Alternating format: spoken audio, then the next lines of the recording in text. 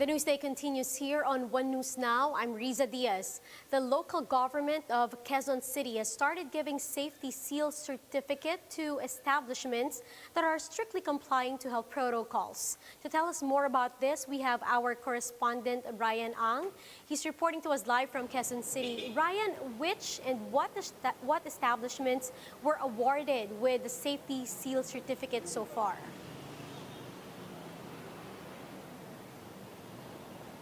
Riza, SM North EDSA received the first safety seal certificate from the Quezon City LGU for implementing and complying to the government-mandated COVID-19 safety and health protocols. This means that the establishments inside the mall with safety seal certificate can accommodate an additional 10% of the allowed capacity.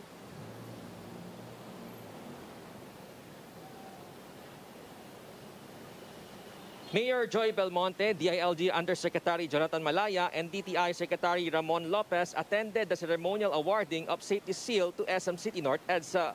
SM City North EDSA is one of the first malls to receive the Safety Seal certification. The application for Safety Seal in Quezon City is free and can be done online. The LGU will then inspect the establishment to see if it is compliant with the minimum public health standards.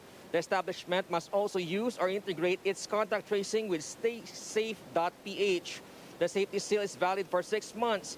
Aside from helping the establishments get more customers, the safety seal also assures customers that they are safe to shop, eat, or avail any services there. Belmonte said they will continue conducting random inspection to make sure the establishments will continue to follow minimum health protocols.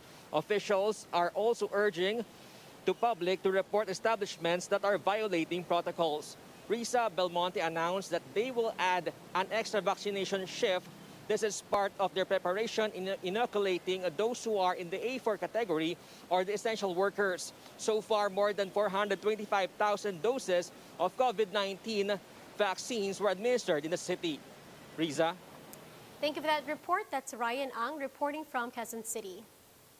Meanwhile, members of the private sector are gearing up for their COVID-19 vaccine rollout. Let's get more update on this. Faith Del Mundo this time is reporting to us live also from Quezon City. Faith, when can we expect the A4 vaccination to start?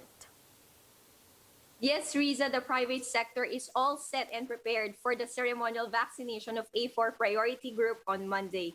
In the Laging Handa press briefing, Presidential Advisor for Entrepreneurship Secretary Joey Concepcion said the private sector is well prepared to start the vaccination. The vaccination program for the A4 priority group or essential workers is set to be launched at the SM Mall of Asia. Concepcion said the schedule for vaccination has been set already as well as the vaccine allocation per company.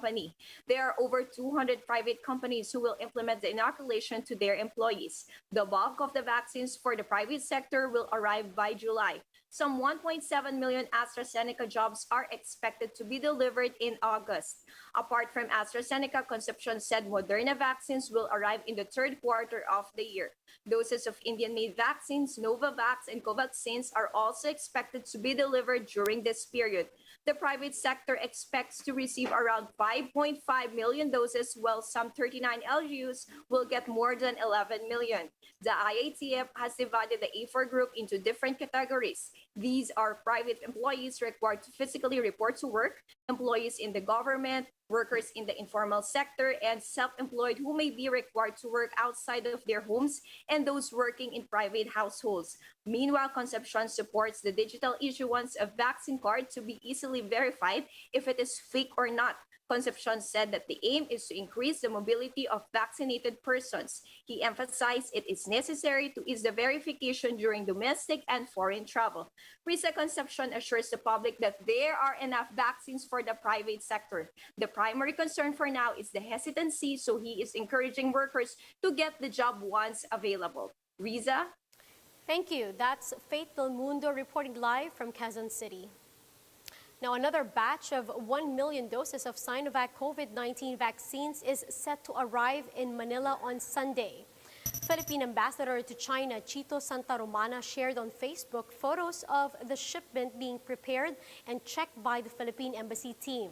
Santa Romana says the vaccines were purchased by the health department and more shipments are planned in the following weeks. The fresh batch of Sinovac jabs raises the total number of shots from the Chinese brand to 6.5 million.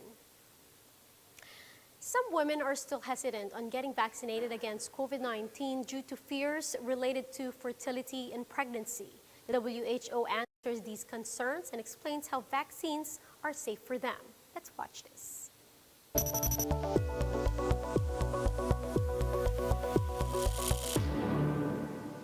Should women who are breastfeeding infants get vaccinated?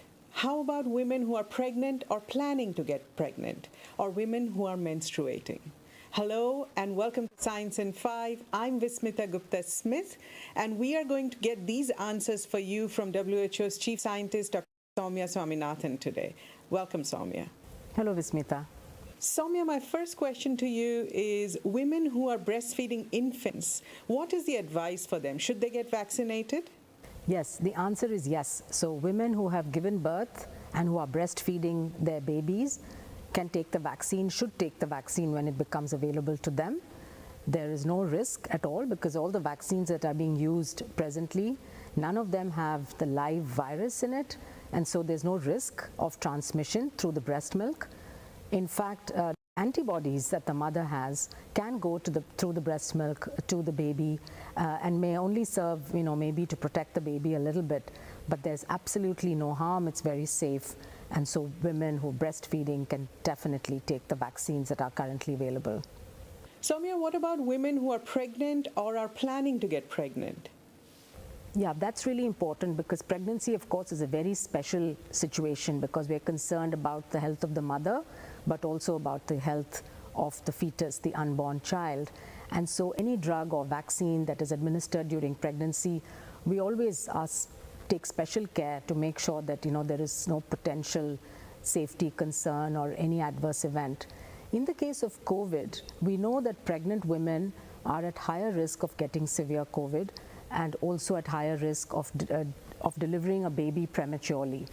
So in situations where there is a lot of COVID transmission in the country and a woman is exposed to it, or if she's in a profession like a healthcare worker or a frontline worker where she's at especially high risk of acquiring the infection, the benefits of getting the vaccine definitely outweigh the risks, particularly since the platforms that we used currently for vaccines are the mRNA platform, inactivated viruses, or the viral vectored platforms or subunit proteins.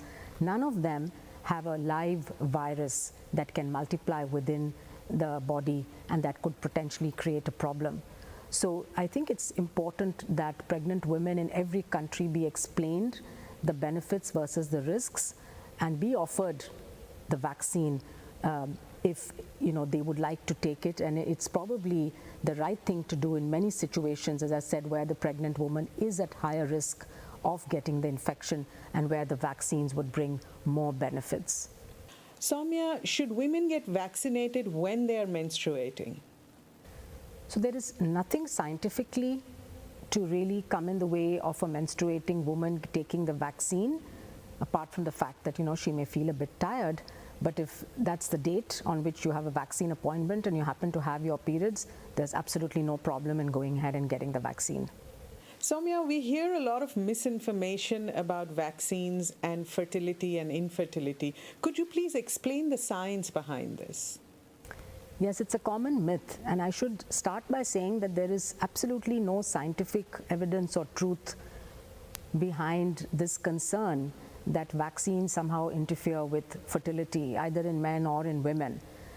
Because what vaccines do is they stimulate an immune response against that particular protein or antigen of that virus or bacteria. So in this case, the COVID vaccines stimulate both antibody response and a cell-mediated immune response against the spike protein of the SARS-CoV-2 virus. So there is no way in which they could interfere with the functioning of the reproductive organs in either men or women. So I think people can rest assured that these vaccines in no way interfere with fertility. Thank you, Soumya. That was Dr. Soumya Swaminathan in Science in 5 today. Until next time then, stay safe, stay healthy, and stick with science.